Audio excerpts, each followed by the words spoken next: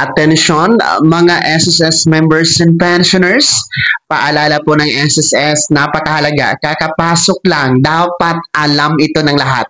Pag-uusapan natin dito sa video. Hold up.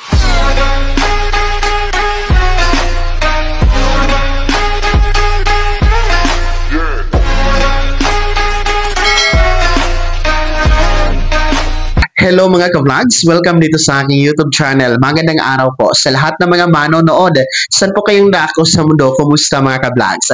Eto ha, kakapasok lang, napakahalagang anunsyo at abiso mula sa SSS na dapat po malaman ng lahat ng miyembro at pensyonado para po hindi malagay sa panganib ang ating benepisyo sa SSS. Mamaya-maya pag-uusapan natin. Pero kung bago ka pa lang dito sa aking YouTube channel o di kaya hindi ka pa nakasubscribe, abay click nyo muna ang ating subscribe button na nasa baba. Huwag kalimutan na pindutin ang notification bell, ilagay sa all para naman updated ka sa lahat ng mga videos na aking i-upload. So eto po no, kakapasok lang, posted po sa official Facebook page ni SSS na kung saan nagbibigay po ng babala sa lahat ng miyembro at pensyonado na kailanman hindi ang SSS po na nagpapadala ng mensahe at nag-o-offer po ng pag-update ng ating mobile app ng SSS kapalit ang special privilege.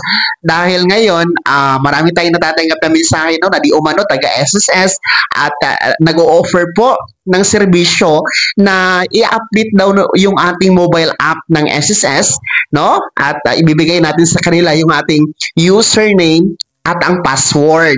So may kapalit no para mainganyo tayo ng mga special privilege mga ka-vlogs. So yan po ay maring pinabulaanan ng SSS na kailanman ang SSS hindi po nag-aalok ng ganyang serbisyo mga ka-vlogs. So yan po ay isang uri ng scam at maaari pong malagay sa panganib ang ating SSS account mga ka-vlogs. Kaya iwasan po na ibigay yan. Kaya kung meron tayong natatanggap na mensahe o di kayo naman po tawag, ay mas maigi pong wag na lang natin yung sagutin, no? I-block nyo na lamang po ang number at i-delete po ang mensahe. Nang sa ganon, hindi po kayo magkakaroon ng access no, sa mga ganyan na mga fake information mga ka-vlogs. So kung meron man tayong mga updates na gagawin sa ating mobile app, ay pwede naman tayong mag-access mismo, tayo mismo, no, gamit ang my.sss account o di kaya naman po sa www.sss.gov.ph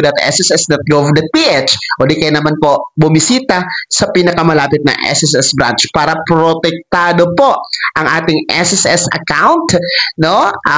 Maging mapanuri po tayo dito sa mga naglilipa ng text message mga ka-vlogs, lalong-lalo pa po yung mga merong mga naka-attach na link, yan po ay hindi galing sa SSS. Kaya mahalaga talaga ang abiso na ito para hindi po kayo mabiktima at para maprotektahan po ang ating benepisyo sa SSS.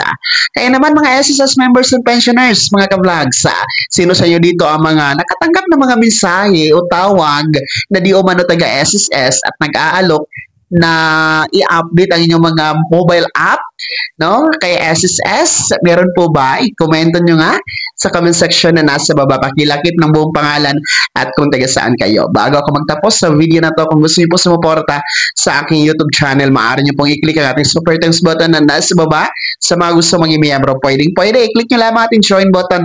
Maraming perks dyan mga ka-vlogs. Be my member now.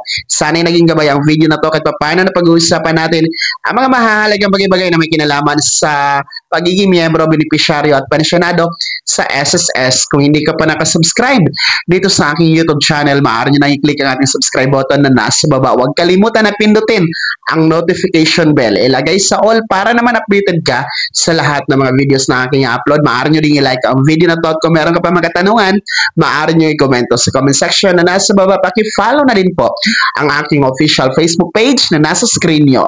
Muli po ako si Daniel Timpawa na nagsasabing dito sa aking YouTube channel, pawang katotohanan at lahat totoo lamang.